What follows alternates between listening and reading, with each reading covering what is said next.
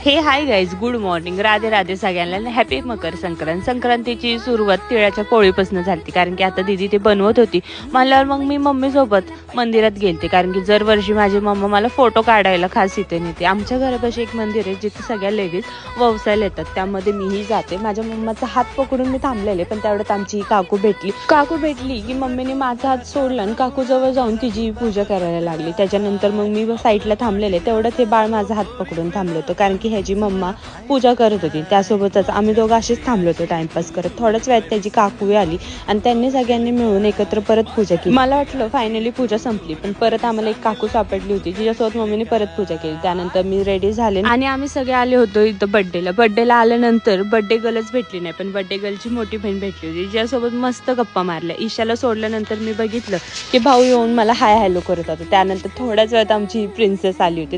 ती आल्यानंतर आम्ही सगळ्यांनी मिळून केक कटिंग करून घेतला. ओके बाय, भेटू नेक्स्ट ब्लॉग मध्ये. तुम्हाला कसं वाटलं नक्की कमेंट करून सांगा.